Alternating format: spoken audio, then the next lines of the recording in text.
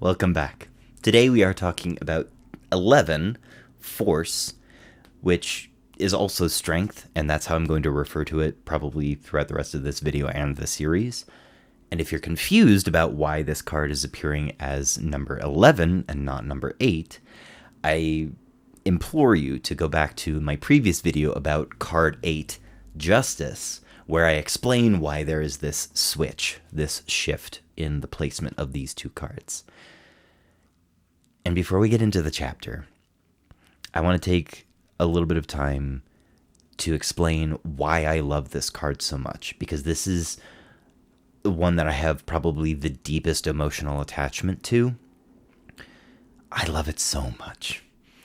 And I think the reason is because for me, the actual image on the card so clearly showcases the traditional understanding of what the card means, the traditional interpretation, and that my own personal connections and interpretations from drawing the card for my own spreads, reading for other folks, or just from other connections that I find that make me think of the card, all align towards this understanding that strength is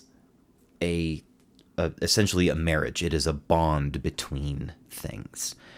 And what I think is most important is not thinking of this, especially because this one is called force, not thinking of this card as just physical strength. That's absolutely part of it. Being physically strong is a display of strength. But there are so many other ways that we can express strength, whether that's emotionally or intellectually or spiritually. We can have strength in flexibility. We can have strength in vulnerability. And for me, it's taking all of those ideas and bringing them together and being strong in all of those ways, which is the beautiful part, rather than just having like a big old strong lady. Although, that is a bunch of people's cup of tea.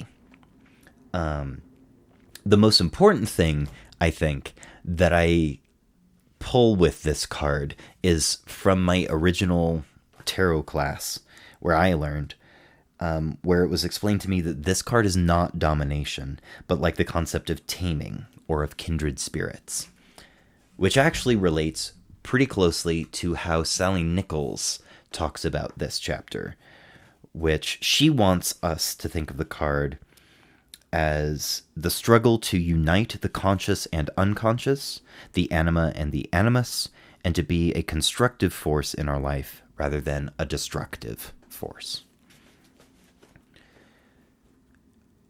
I think you can see how the constructive versus destructive thing fits in with what I was just talking about.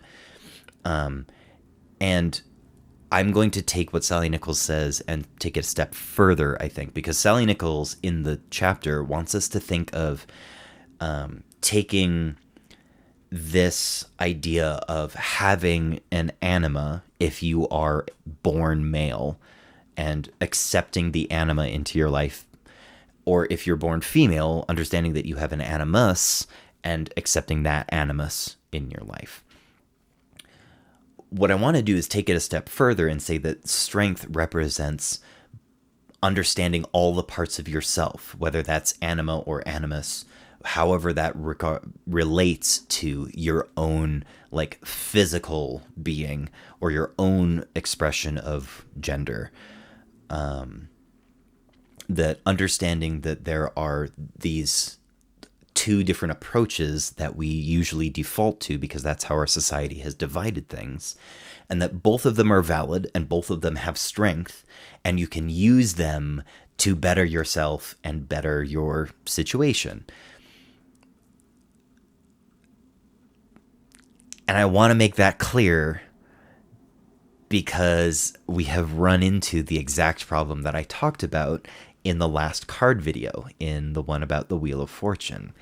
Literally, the very first time that Sallie Nichols talks about this card, she says,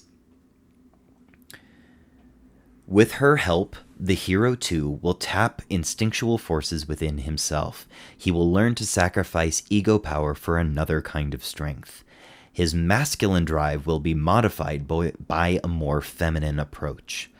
This new way of functioning, far from being effeminate, is very powerful.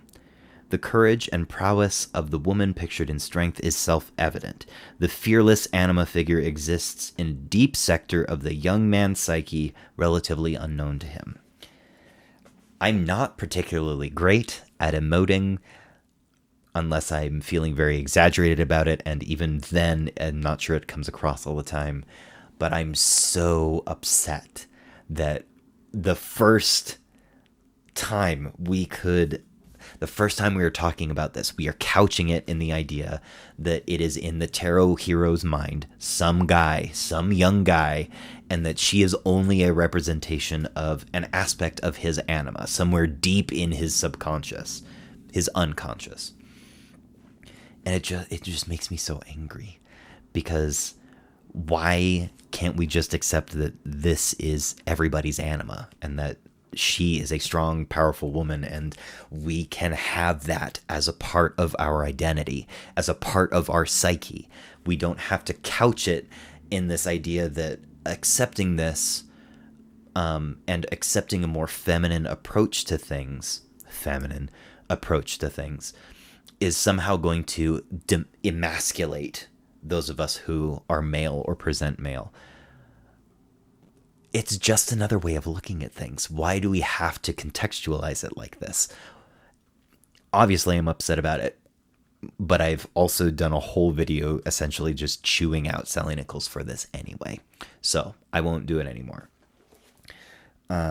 It's just upsetting. The other thing is that the last 6 pages of this are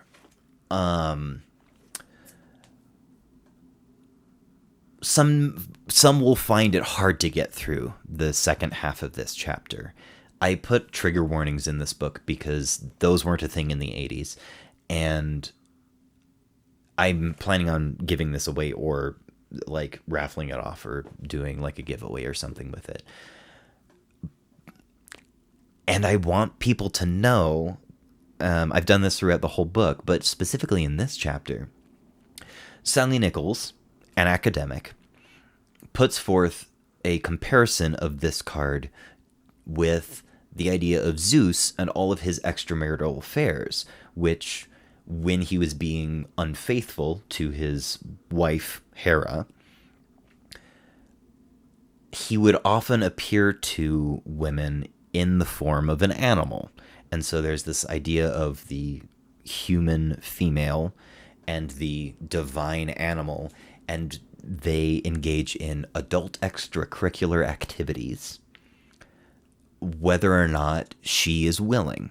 And Sallie Nichols goes into a lot of sort of like detail about this in a very clinical and academic way that does not account for the harm that Zeus would be causing, and also doesn't like validate the victim's voice. She doesn't give them a voice. She doesn't validate the harm that is being caused to these women. And I would find that a lot of people would find it upsetting. So I just wanted to make sure that anybody who is planning on reading this knows that that's part of this book, and that I understand where she's trying to come from, what she's trying to the connections she is trying to make, but I'm not sure that they are worth making, so I won't talk about it anymore. Thank you very much for listening. That's pretty much everything I wanted to cover, which is the biggest lie I've told in my whole life, because there's so many more things that I want to talk about with Strength, but I don't have the time. Nobody has the time. I could talk about this card for a year straight. So again, thank you very much, and I will see you in the next one. 12, the Hanged Man. Okay, love you, bye!